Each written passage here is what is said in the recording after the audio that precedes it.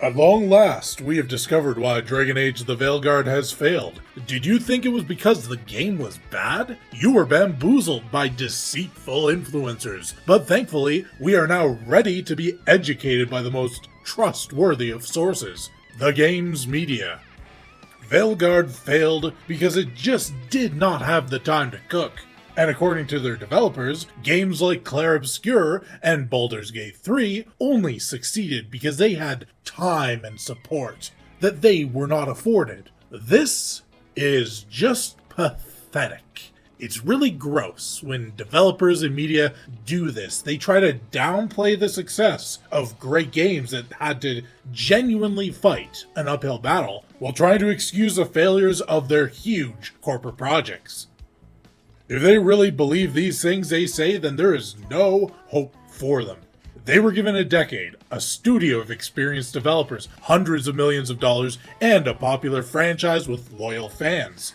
They had every key to success handed to them. At the same time, they undercut how hard it is for indie and AA developers to find success. How hard it is without the money of big companies and the names of studios and franchises that attract major talent to the studio.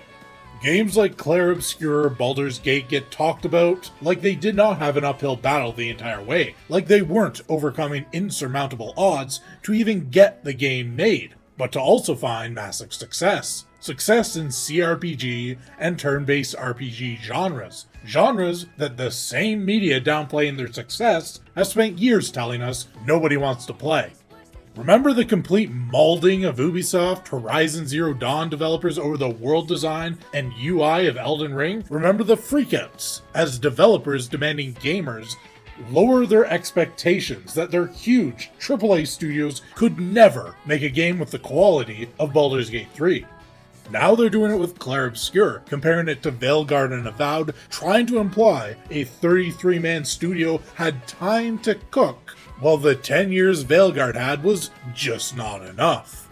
When games like Clair Obscur, Stellar Blade, Black Myth Wukong, and most recently Tainted Grail find success out of nowhere, it is not being given time to cook, it is overcoming all odds and managing to create something beautiful due to dedication, talent, and passion. To say that gamers should not expect this sort of quality and passion from AAA games is a sad irony because it is true.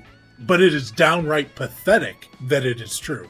Palworld, Schedule 1, Balatro, these were not games that succeeded on anything other than being so good that players spread word of mouth to other gamers to give it a try. Even Helldivers 2, Space Marine 2, Astrobot, Stalker 2, these were outside of the mainstream, outside of the regular support schedule of the AAA studios, access journalists, bribery-based PR. In some cases, the media even took steps to try and get these games to fail. Because indie and AA pose a threat to the lazy kings of gaming who thought they would always have a loyal fan base that would always consume product no matter how horrendously they were mistreated by the media and AAA corporations. What really is a miracle in all this is that despite the huge media juggernaut in their favor, despite the hundreds of millions of dollars, despite the level of talent that the studio name can attract, despite decades of connections, despite long-running franchises with built-in fan bases, despite years of building up and perfecting their engines and game creation strategies, despite experience and time and money and everything stacked in their favor, the true miracle is not that games like Clair Obscur and Baldur's Gate 3 succeed. The true miracle is that AC Shadows and Veilguard were complete disasters. It was against all odds that they managed to bungle these guaranteed wins. This is like being born a millionaire and being broke by 20. This is like having a $100 a year sports contract and declaring bankruptcy 2 years past retirement. This is like having a machine gun, artillery, and a trained army and losing a war to ostriches. Instead of introspection, instead of pausing to wonder if maybe they did something wrong and that is what led them to failing, instead of lamenting they did not have the same situation as AA or indie developers, blind to the extreme privilege and time that Bioware gave them to cook Veilguard to the point of being a charred husk, these absolute narcissists will never accept that maybe they're just really awful at their job. No, according to Bioware, There was a shadow group that told people to not like the game, and despite the game being great and everyone loving it, millions of gamers saw some content creators badmouth the game and were convinced to not enjoy it. This scenario that they have concocted in their minds may be the best fictional writing anyone on that team has ever invented.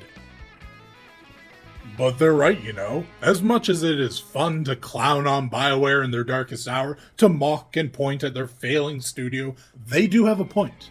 There was a group of people who did want Bioware, and Dragon Age the Veilguard by extension, to fail. There was a group that took every possible action at their disposal to cause the game to fail. A group that had the opportunity to cause damage to the game and studio and took that opportunity to devastating effect. This should be concerning. This should be cause for alarm in the gaming industry, and studios like EA should take action because this is a genuine threat to their profits, to the jobs of their employees, to quite possibly the entire industry that is facing record layoffs and potential collapse.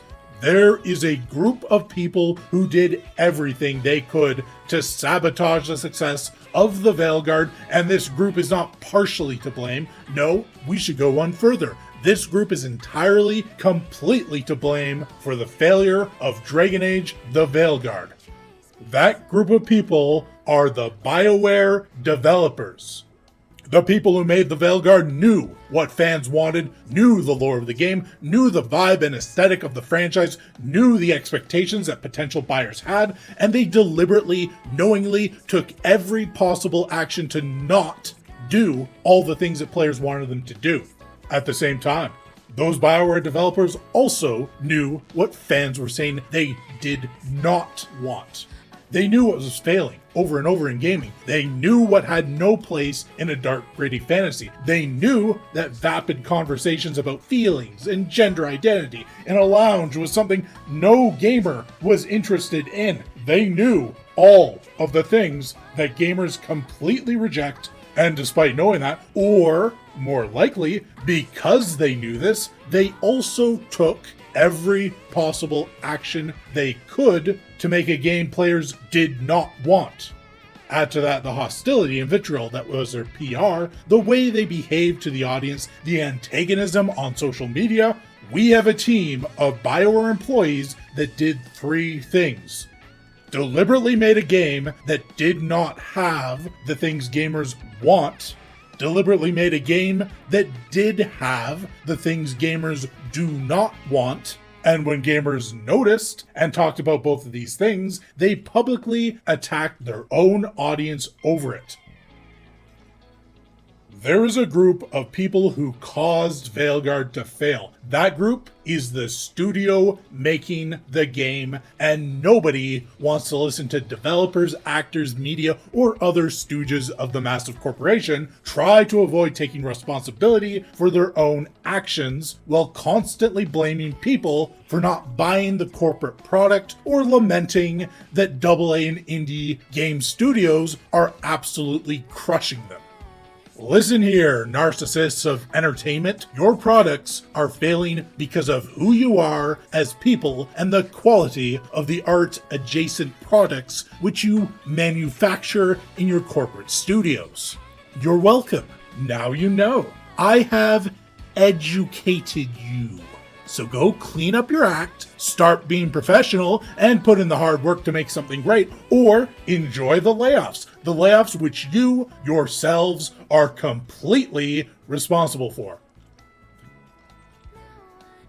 But if you're looking for someone who is completely irresponsible at all times, like, subscribe, and comment below on who you blame for the completely unpredictable failure of Dragon Age the Veilguard.